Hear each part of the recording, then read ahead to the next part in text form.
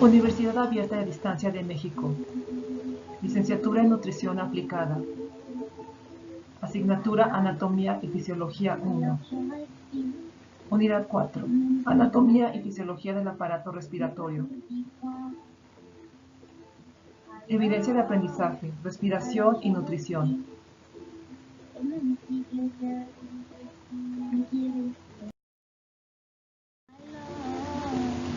Introducción.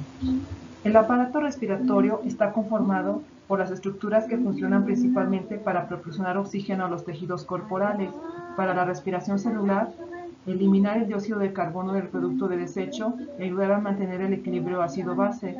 Algunas partes del sistema respiratorio también se usan para funciones no vitales, como la detección de olores y la producción de la voz.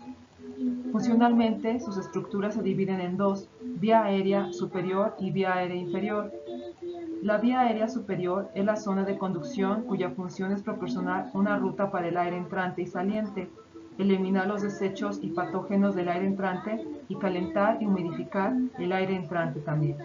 La vía aérea inferior es la zona respiratoria que incluye estructuras que están directamente involucradas en el intercambio de gases.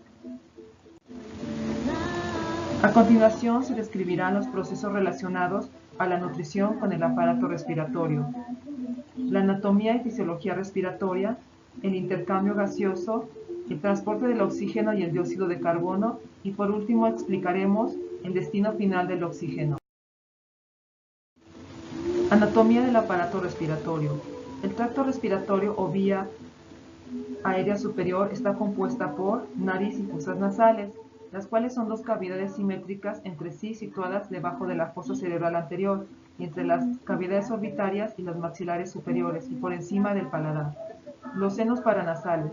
La cavidad nasal está rodeada por un anillo de senos paranasales localizados en los huesos frontal, esfenoidal, etmoidal y maxilar. Faringe. Es un conducto de unos 14 centímetros de largo que se comunica con las fosas nasales, la cavidad bucal, la laringe y el esófago. La laringe está situada en la línea media del cuello, en posición inferior de la faringe, arriba de la tráquea, con la que se continúa y por debajo del hueso hioides. Aquí se encuentra la epiglotis y la glotis. La vía aérea inferior está compuesta por la tráquea, la cual es un órgano que sigue a la laringe, de unos 10 a 12 centímetros de largo. Está ubicada por delante del esófago, desciende hasta el nivel de la quinta vértebra torácica. Está formada por una serie de cartílagos como anillos incompletos en forma de C. Bronquios y bronquiolos. La tráquea se bifurca en dos conductos, los bronquios, en una zona llamada carina. Pulmones. Son dos órganos de gran tamaño, esponjosos, elásticos y rosados, que se alojan en la cavidad torácica. Están apoyados sobre el músculo diafragmático. Están formados por broncos y alvéolos pulmonares. Alvéolos.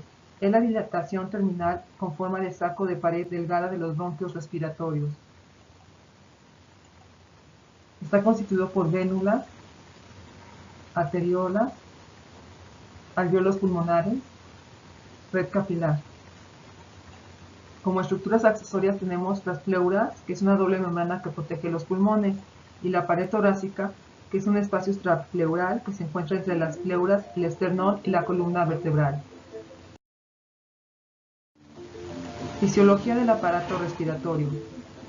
El aire entra por las cavidades nasales, pasando por las fosas nasales que sirven para limpiar, humedecer y calentar el aire, llegando a la faringe, el cual es un conducto descendente que sirve de paso para el aire y el alimento. Después del aire llega a la laringe, lugar donde se encuentran la epiglotis, la tiroides y las cuerdas bucales.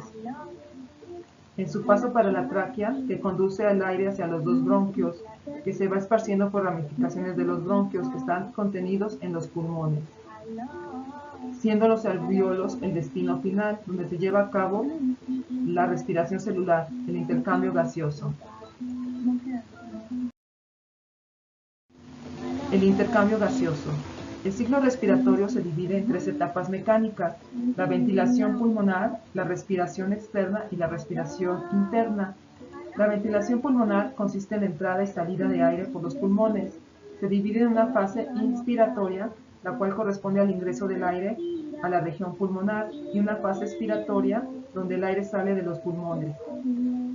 Para que esto ocurra, la acción está controlada por el diafragma. Este, al contraerse junto con otros músculos intercostales, genera una presión negativa en la caja torácica. La respiración externa se da a nivel pulmonar en un proceso llamado hematosis. En este se involucra el intercambio de gases de oxígeno y dióxido de carbono entre los alvéolos y los capilares sanguíneos pulmonares. Se realiza directamente a nivel de la membrana plasmática. No intervienen estructuras respiratorias internas. El oxígeno disuelto en el agua entra por difusión simple y el dióxido de carbono sale por el mismo mecanismo fisiológico. La superficie de los alvéolos está formada por unos neumocitos tipo 1 que, en conjunto con el endotelio capilar, permiten el relevo de gases y por lo tanto el transporte de estos en la sangre y también de la sangre a los alvéolos. La respiración interna se da a nivel de tejidos y células. Es el proceso donde se da un intercambio de oxígeno entre los capilares de los tejidos y las células, transportando la sangre oxigenada en desoxigenada. Se realiza por osmosis de oxígeno desde los capilares arteriales hasta las células y de dióxido de carbono desde las células hasta los capilares venosos. Transporte de oxígeno y dióxido de carbono. El oxígeno es transportado en la sangre unido a pigmentos respiratorios. La hemoglobina, situada dentro de los glóbulos rojos, que aumenta en 70 veces la capacidad de transporte de oxígeno en la sangre. El dióxido de carbono es más soluble que el oxígeno en el plasma, así se transporta en parte y el resto en forma de ácido carbónico y de ion bicarbonato. Cuando la sangre llega a los pulmones se libera CO2 al interior de los alvéolos. Cuando la sangre llega a los tejidos se excreta dióxido de carbono a la sangre. Luego que nuestros tejidos de nuestro organismo metabolizan el oxígeno, las mitocondrias de las células van a producir dióxido de carbono como producto final. Este gas es transportado por el plasma y en los glóbulos rojos. Cuando el CO2 es transportado en el plasma, lo hace de 3 formas distintas, como gas disuelto, como compuestos carbamínicos y por último puede hidratarse reaccionando lentamente con agua para formar ácido carbónico. El ácido carbónico a su vez se disocia en 2 iones, el ion bicarbonato y el ion hidrógeno. Con el efecto de Hamburger, el bicarbonato pasa a ser transportado en el líquido extracelular. Cuando la hemoglobina cargada de oxígeno llega a los tejidos, se produce la disociación de estos 2 elementos, quedando la hemoglobina reducida comportándose como un ácido débil. Con esto aumenta su capacidad de transporte de CO2, efecto Haldane. Con el aumento parcial de CO2 en los tejidos periféricos va a favorecer la liberación de oxígeno, efecto Bohr. Destino final del oxígeno. El destino final del oxígeno son los alvéolos, donde se lleva a cabo la respiración celular, es decir, el intercambio gaseoso. Conclusiones. La principal función del aparato respiratorio es el intercambio de gases que ocurre durante la respiración, la cual es esencial para lograr la oxidación completa de los alimentos y obtener energía para los demás procesos. Capta el oxígeno del aire y libera el dióxido de carbono que se ha creado en los tejidos, por lo que está en estrecho contacto con el aparato circulatorio. Los órganos que lo conforman son la nariz, las fosas nasales, laringe, faringe, tráquea, pulmones, bronquios, bronquiolos y por último los alvéolos, lugar donde se lleva a cabo el intercambio de gases. Los alvéolos están en contacto con los capilares sanguíneos, los cuales traen la sangre con dióxido de carbono. Se lo da al alvéolo gracias a la hemoglobina, la cual al quedar liberada puede recoger más oxígeno. La respiración es de vital importancia porque a través de ella el organismo adquiere oxígeno para que todas las células y tejidos del organismo puedan realizar sus funciones. Eso es todo. Muchas gracias.